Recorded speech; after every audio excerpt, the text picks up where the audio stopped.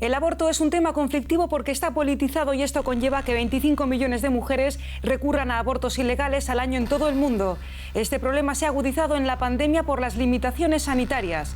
Los avances son muy lentos y el coronavirus está poniendo más piedras en el camino. Había esperanza en Argentina, donde el presidente Alberto Fernández había prometido descriminalizar el aborto. Habría sido el primer país en dar este paso en América Latina. Pero entonces llegó la COVID-19 y la reforma quedó postergada por tiempo indefinido. En Colombia, la Corte Constitucional recibirá una nueva demanda para que el aborto deje de ser considerado un delito. Delito o derecho, las mujeres seguirán practicándolo, tengan o no un marco legal que las apoye y aunque sus vidas corran peligro. En México el aborto tan solo ha sido despenalizado en 2 estados y miles de mujeres tienen que desplazarse hasta la capital para practicarlo.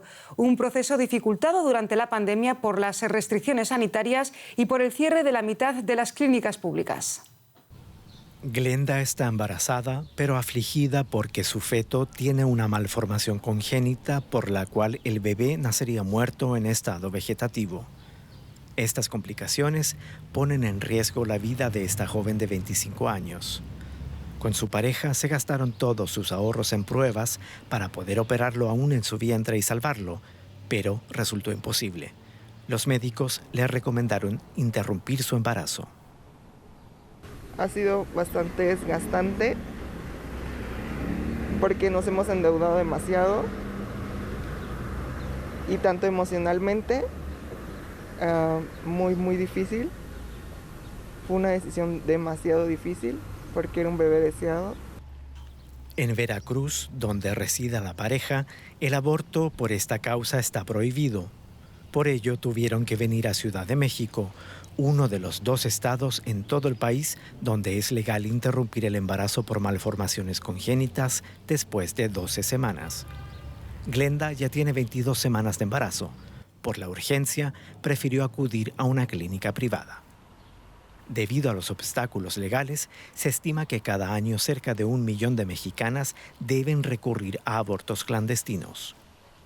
La colectiva Aborto Legal México es una red de proabortistas que operan la clandestinidad con la entrega del medicamento misoprostol y asistencia médica virtual. Antes de la pandemia atendían a 20 mujeres al mes. Ahora son más de 10 al día. En cualquier farmacia, sin receta. Aumentó también el número de semanas al que nos llegaban los casos. Muchas de las mujeres estaban confiadas en que iba a pasar la cuarentena en 15 días. Entonces ya sabían del embarazo no deseado. Dijeron, bueno, nos esperamos a que abran las clínicas porque redujeron el número de servicio. En Ciudad de México tenemos 13, lo redujeron a 7. Mientras, el gobierno calcula un aumento de unos 36,000 embarazos no deseados en todo México hasta 2021 en el contexto de la pandemia. Esto obligaría a miles de mujeres a exponerse a un aborto inseguro frente a la desprotección de la justicia. El pasado 29 de julio, la Suprema Corte rechazó un proyecto de ley para la despenalización del aborto en Veracruz, uno de los estados con normas más restrictivas. La aprobación de este amparo hubiese sentado un precedente a nivel nacional y obligado a otros estados a modificar su código penal en base a tratados internacionales firmados por México. La decisión de la Corte complace a asociaciones pro vida antiabortistas, como la que preside Rodrigo Cortés. Él opina que el aborto es el asesinato de un ser humano desde su concepción. La vida humana más inocente y más vulnerable es la de ese pequeño que está en el vientre materno. Entonces, decir que se justifica por un acto injusto el que se cometa otro, no creemos que sea algo positivo para la sociedad. La sociedad de un México donde el aborto siempre ha existido y aumentará debido al COVID-19, pero donde la justicia impide a las mexicanas hacerlo de forma segura y legal. Queremos añadir ahora la voz de una experta a este programa. Catalina Martínez Coral es la directora regional para América Latina del Centro de Derechos Reproductivos. Catalina, cuéntenos en primer lugar cómo han influido las restricciones sanitarias como el confinamiento en aquellas mujeres que han querido abortar en pandemia en América Latina. Sí, claro. Bueno, mira, las restricciones sanitarias han influido fuertemente para acceder al aborto, ¿no? El tener que quedarse en casa, por ejemplo, limita la movilidad de las personas para buscar servicios de salud y esto incluye, por supuesto, los servicios de aborto. Además, durante la crisis de COVID-19, los estados pues se vieron en la obligación de ponderar y priorizar servicios de salud como esenciales para ser brindados, precisamente para evitar un colapso del sistema de salud. Y esto ha tenido un impacto desproporcionado en los servicios de aborto, ya que pese a que diferentes organismos de derechos humanos como Naciones Unidas, por ejemplo, han indicado que los servicios de salud sexual y reproductiva como el aborto son servicios esenciales de salud que deben seguir estando disponibles y accesibles durante la crisis, porque además son servicios que requieren de atención inmediata, que evita que mujeres busquen abortos clandestinos e inseguros, pues muchos estados de la región no lo han considerado así.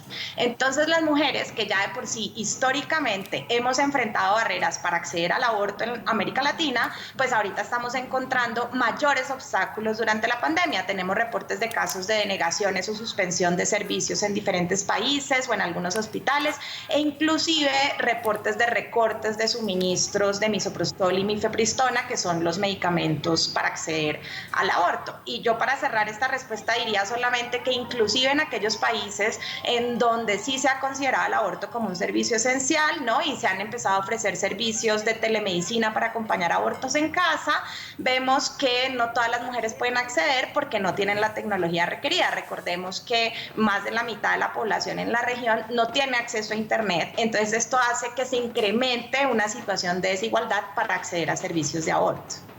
La crisis de coronavirus es una crisis sanitaria y muchas mujeres han dejado de acudir al médico por miedo al contagio. ¿Qué consecuencias tiene esto? Sí, bueno, la falta de movilidad para acceder y esa priorización a veces arbitraria que yo comentaba antes, pues ha dificultado el acceso a salud en general durante la pandemia. Y yo, para seguir en esta línea de la salud reproductiva, quizás me gustaría decir que no solo las mujeres están encontrando obstáculos para acceder al aborto, sino también para acceder a salud materna, por ejemplo. Entonces tenemos reportes de falta de atención obstétrica en diferentes países, lo que es muy preocupante porque este es un servicio vital para reducir la mortalidad materna, ¿no? Entonces, por ejemplo, en países como Honduras y Perú se han denegado atenciones prenatales, inclusive a personas que tenían embarazos de alto riesgo. Para mayo de este año en Perú se habían registrado 106 muertes maternas por falta de acceso a salud. Y a esto, pues, sumémosle que las mujeres embarazadas enfrentan un mayor riesgo de contagio porque no tienen otra opción muchas veces que ir a los hospitales públicos a dar a luz. Y bueno, esto las pone en una situación de dificultad de acceso a la salud muy alta.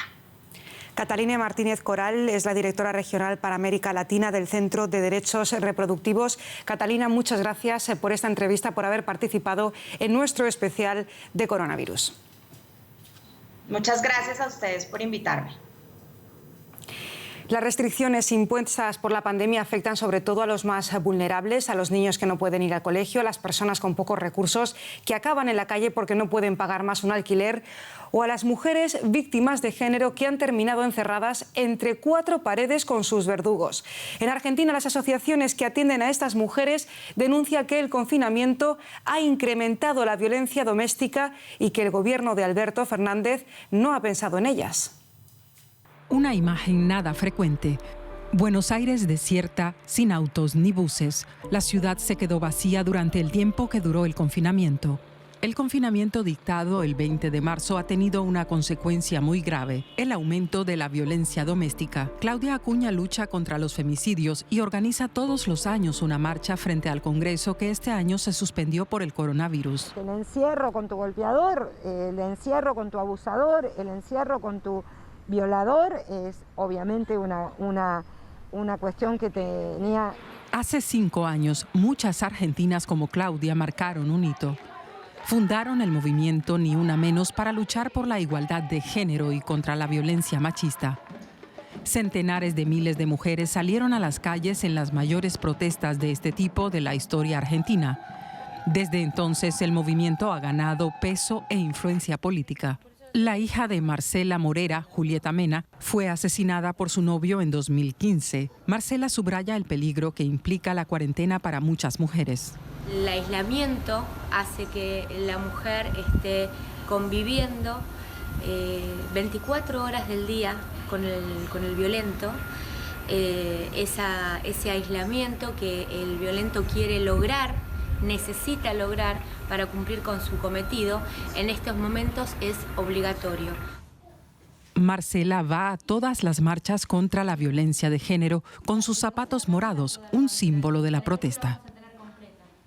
Que han implementado, que no existía, es el mensaje de WhatsApp a un número, porque la mujer está dentro en su casa y quizás no tiene acceso a hablar por teléfono. A escondidas, quizás desde el baño, desde algún lugar de la casa, puede mandar un WhatsApp. 3 de junio, los familiares... Por el confinamiento, en vez de marchas, ha habido convocatorias en Internet, aunque haría falta denunciar la violencia machista más que nunca y evitar que los feminicidas queden impunes. Así como no tuvieron plan para ver cómo se aplicaba la cuarentena en una villa de emergencia, así tampoco tuvieron plan para tratar la violencia contra las mujeres. Víctimas confinadas durante meses con sus verdugos. El confinamiento no solo ha incrementado la violencia doméstica, también ha dificultado la lucha en las calles. Las restricciones por la pandemia han impedido a las mujeres salir a la calle a luchar por sus derechos. Aún así, salieron a protestar el pasado 28 de septiembre, el día por un aborto legal y seguro. Los grupos de colectivos feministas marcharon en México, Ecuador o Argentina, pero fue en Ciudad de México donde se vivieron los momentos más dramáticos por breves enfrentamientos con grupos de policías que emplearon gases lacrimógenos contra las mujeres. Hasta aquí el especial de coronavirus. Muchas gracias de su atención y volvemos mañana. Hasta entonces.